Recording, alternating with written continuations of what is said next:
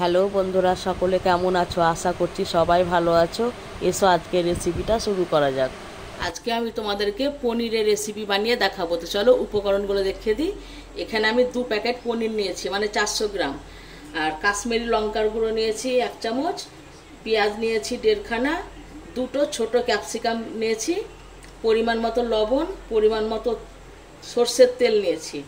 আর এতে 10টা কাজু বাদাম আর 4 চামচ মগজ বাটা, আর ছোট ছোট 2টো টমেটো বেটে রেখেছি।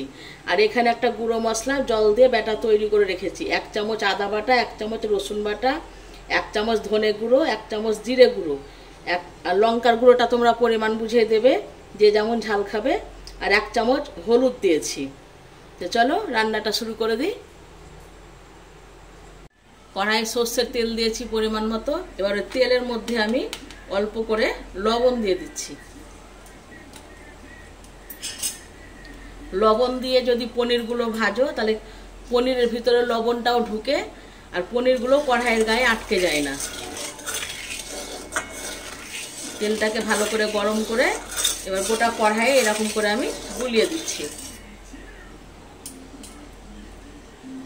গরম হয়ে গেছে, গ্যাসের আঁচটা এখন আমি কমিয়ে দিলাম। পনিরগুলো আমি এবার ভেজে নেব।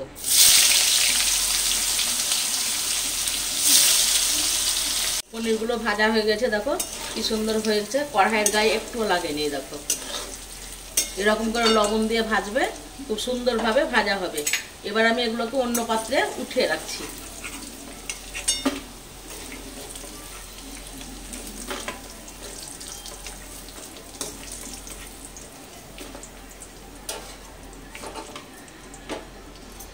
ওই তেলের মধ্যে আবারও পনিরগুলোকে দিয়ে দিচ্ছি। আমি দুবারে পনিরগুলোকে ভেজে নিলাম। এই দেখো দুবারে আমি পনিরগুলোকে ভেজে নিলাম, দিয়ে আবার আমি তুলে নিচ্ছি ওই একই জায়গাতে।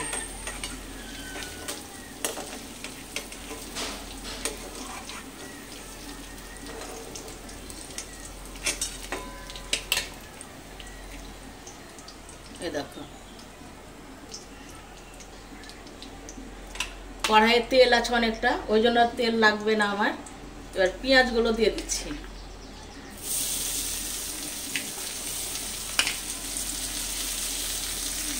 পেঁয়াজটা 2-3 মিনিট নাড়াচাড়া করে এবার কাশ্মীরি লঙ্কার গুঁড়োটা দিয়ে দিচ্ছি।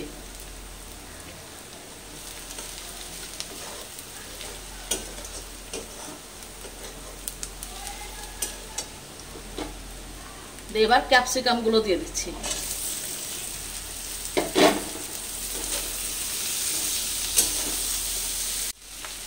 এই সময় আমি লবণ দিয়ে দিচ্ছি।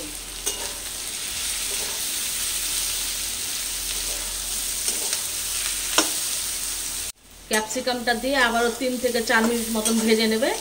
এটাকে আমি আবার অন্য জায়গাতে উঠিয়ে রাখছি। যেই পাত্রে পনির রেখেছিলাম ওই পাত্রে আবার এটাকে উঠিয়ে রাখছি।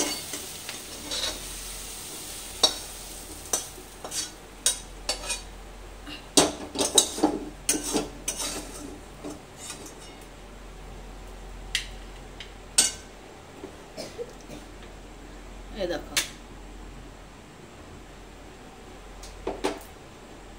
যে কড়াইয়ে তেল নাই, এবার এখন আমি তেল দিয়ে দেবো 2 চামচ।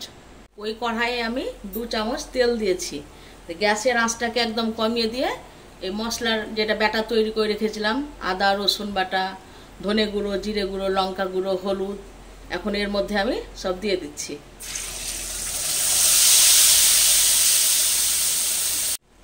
মশলার বাটি ধুয়ে একটু জল দিচ্ছি। গ্যাসের আঁচটাকে এখন আর একটু বাড়িয়ে দিলাম, মিডিয়াম করে রাখবে গ্যাসের আঁচটাকে তোমরা। 3-4 মিনিট কষে নেবে, দিয়ে এবার টমেটো বাটা দিয়ে দিচ্ছি।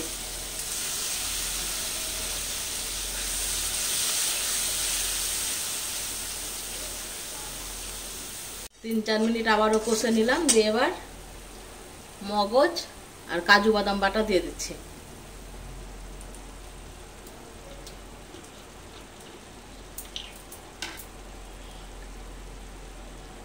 বাটি ধুয়ে একটু জল দিয়ে দিলাম।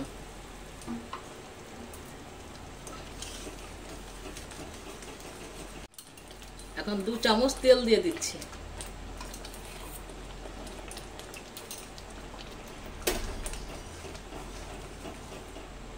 কাজু বাদাম আর মগজ বাটা দিয়ে তোমরা 5 থেকে 7 মিনিট মতন গ্যাসের আঁচটাকে মিডিয়াম করে কষে নেবে। দিয়ে এবার আমি ক্যাপসিকাম, তারপর পেঁয়াজ, পনির যেগুলো আমি ভেজে উঠিয়ে রেখেছিলাম এগুলো এর মধ্যে এখন দিয়ে দিচ্ছি।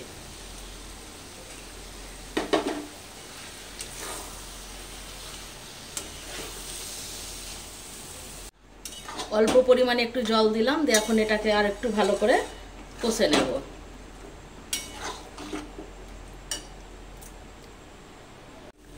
এই দেখো পনিরটা কষানো হয়ে গেছে, তেল ছেড়ে দিয়েছে, মানে কষানো হয়ে গেছে। 10-15 মিনিট মতন গ্যাসের আঁচটাকে কমিয়ে বারে বারে নাড়বে, না তো পনির কিন্তু তলায় ধরে যাবে।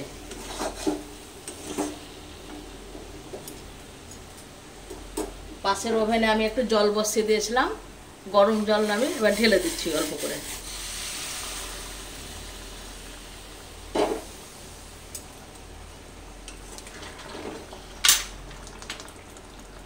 কাপ মতো তোমরা জল দেবে, একটু আন্দাজ করে দেবে জলটা, আর গরম জল দেবে। যদি ঠান্ডা জল দাও তাহলে পনিরগুলো শক্ত হয়ে যাবে, গরম জল দিলে পনিরগুলো শক্ত হবে না। তোমরা এইভাবে একবার রান্না করে খেয়ে দেখো, আশা করছি তোমাদের ভালোই লাগবে। যদি ভালো লাগে তাহলে একটা লাইক করে দিও। একটু শুকিয়ে যাক জলটা, দিয়ে তখন আমি নামিয়ে অন্য পাত্রে তুলে নেব। এখন আমি 1 চামচ চিনি দিয়ে দিচ্ছি। চিনিটা তোমরা দিলে দেবে, যদি কেউ পছন্দ না করো তাহলে দিতে হবে না। আমি একটু চিনিটা পছন্দ করি আর কি, তার জন্য এখন একটু 1 চামচা চিনি দিয়ে দিলাম।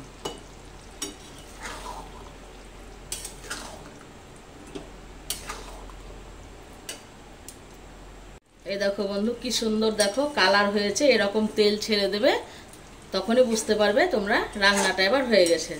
10 মিনিট মতো একটু গ্যাসটাকে কমিয়ে একটু ফুটাবে, দিয়ে দেখবে এরকমভাবে কালার চলে আসবে। দেখো কি সুন্দর কালার হয়েছে।